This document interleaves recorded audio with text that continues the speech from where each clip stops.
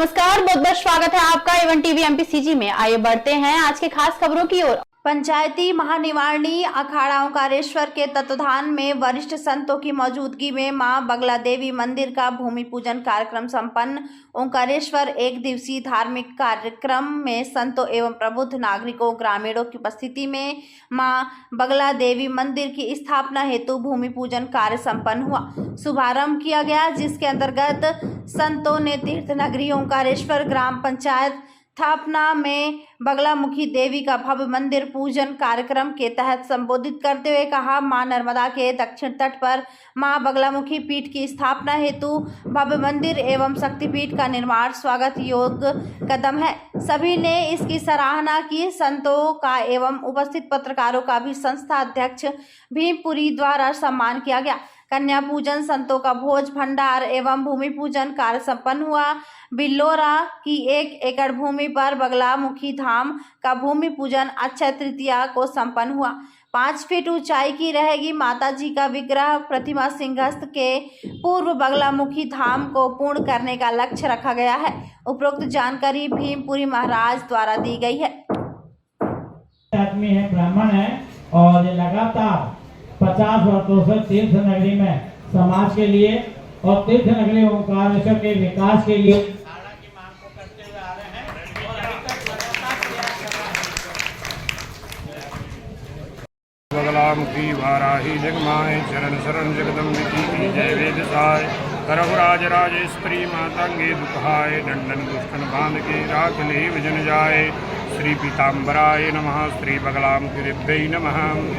ऐसा है कि माँ पीताम्बरा बगलामुखी का जो एक पीठ का निर्माण होने जा रहा है, ये संपूर्ण भारतवर्ष में अभी तक के 5 मंदिर हैं। जो पहले से ही मध्य प्रदेश की धरती पे 2 मंदिर है, एक नलखेड़ा में है और दूसरा दतिया में है। तीसरा जो है हिमाचल प्रदेश के बनखंडी के नाम से जाना जाता है। चौथा जो मंदिर है वो आपके झारखंड में है। तो झारखंड की जो है वो वहाँ भी सिद्ध पीठ है। वैसे कहते हैं कि नलखेड़ा जो है वो महाभारत कालीन है, जो पांडवों ने पूजन किया था, जो वहाँ पर नलखेड़ा में आकर के किया था। कुछ किंवदंती कथाएं ऐसी है कि ये आपके माँ नर्मदा का जो दक्षिण तट है, वैसी भी दक्षिण भूमि जो होती है किसी भी तीर्थ में, चाहे गंगा जी का तीर्थ हो चाहे वो नर्मदा जी का हो, दक्षिण मार्ग जो होता है वो एक तंत्र साधना के लिए है। जो भगवान जैसे कि महाकालेश्वर है वो दक्षिण मुखी है, तो दक्षिण के तरफ से पूजा की जाए तो वो विशेष महत्वपूर्ण होती है। इसी प्रकार बगलामुखी का जो ये पीठ बनने जा रहा है नर्मदा जी के दक्षिण तट पे है। यहाँ पर संपूर्ण भारत के लोग आएंगे, क्यों कि ये ज्योतिर्लिंग के पास है। यहाँ पर ओंकारेश्वर महाराज है, ज्योतिर्लिंग है। इसके माध्यम से कहते हैं माँ भगवती 10 महाविद्या, उसमें से 10 के 10 महाविद्याओं में से उनका जो भैरव है वो भगवान शिव है। शिव जो है वो शक्ति के पास ही रहता है और शक्ति भी शिव के पास रहती है। तो ये ज्योतिर्लिंग होने के कारण इसकी विशेष मान्यता होगी। ओंकारेश्वर ज्योतिर्लिंग होने के कारण इसकी विशेष मान्यता होगी, क्योंकि भगवान भैरव के रूप में होते हैं महादेव। यहाँ पर अभी हमने जो आज अक्षय तृतीया का दिन इसलिए रखा गया क्योंकि अक्षय तृतीया जो है वो हमारे सनातन धर्म में इससे बड़ा कोई मुहूर्त नहीं होता। किसी ने गृह प्रवेश करवाना है, किसी ने देवी देवताओं की मूर्ति स्थापना करना है, किसी ने जमीन जायदाद खरीदना है, किसी ने विवाह संबंध करना है, तो अक्षय तृतीया का मुहूर्त बेनिफिट होता है। साधना करने के लिए भी अक्षय तृतीया का मुहूर्त विशेष महत्व रखता है। गुरु जी, जो भव्य मंदिर बनेगा वो कितने दिनों में तैयार हो जाएगा? भव्य मंदिर का तो ऐसा है जी, देखिए करीब इसमें 2 साल लगेंगे। 2 साल हम ये सिंहस्थ से पहले बना करके तैयार कर देंगे। विशेष दानदाता तो ऐसा है कि हमारे यहाँ पर अभी तो कुछ लोग दानी सज्जनों की सूची लगने लग गई। पूर्व काल में कभी दानी सज्जन कभी बताते नहीं थे कि हमने क्या दिया। राजा हरिश्चंद्र जी ने जब दान किया था, सर्वस्व भगवान नारायण को अर्पित किया था, तो उनकी आंखें नीचे हो गई थी। किसी व्यक्ति ने पूछा राजा हरिश्चंद्र जी से कि आप इतने बड़े दानी हो और आपने नीचे अपना आशीष कर लिया। कहने लगे मैं एक चौकीदार था। राजा हरिश्चंद्र से बड़ा कोई दानी नहीं हुआ, कोई सत्यवादी नहीं हुआ, राजा बलि से बड़ा कोई दानी नहीं हुआ। देखो अभी कुछ लोग इसमें कोई 11 लाख रुपए दे रहे हैं, कोई 21 लाख दे रहा है, कोई 2 लाख दे रहा है, कोई 1 रुपया दे रहा है, 2 रुपया दे रहा है। गुरुजी तीर्थों में दान का क्या महत्व है?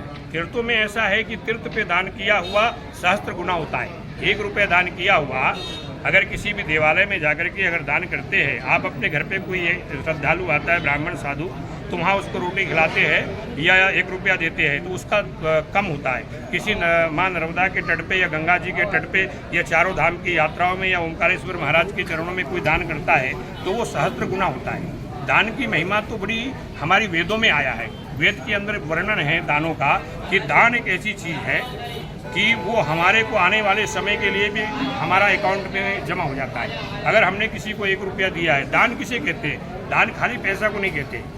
किसी को पानी पिलाना भी दान है, पेड़ लगाना भी दान है, किसी गिरे हुए को दोनों हाथ से उठा लेना भी दान है, किसी अपनी जो अपंग लोग हैं, जिनके हाथ पैर नहीं है, जिनका अंगहीन है, उसकी मदद कर देना भी दान है। हम अपने हैप्पी बर्थडे जन्मदिन पर भी जो है केक काटते हैं, वो कहीं विधान नहीं है। हम किसी अंधे लंगड़े को अपने जन्मदिन के ऊपर जाकर के 2 रोटी खिला दे, वो सबसे बड़ा पुण्य है। किसी पेड़ में जाकर के पानी दे दे, जल, वो सबसे बड़ा पुण्य है। तो मैं एक सन्यासी हूँ और सन्यासी होने के नाते मैं यही कहूँगा कि माँ बगलामुखी हमारे पूरे संपूर्ण, हमारे यहाँ एक कहावत है कि वसुदेव कुटुंबकम, क्या पूरा देश मेरा परिवार है।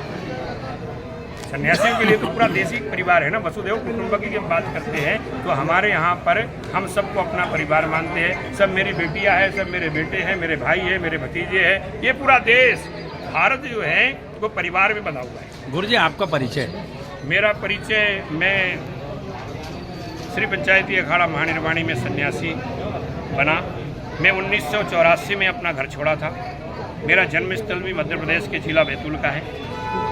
मैं जब साधु बना तो ओंकारेश्वर में श्री पंचायती अखाड़ा जूना में मेरी चौकी कटी थी। मैं चित्रमोड़ गांव में जमात में रहा।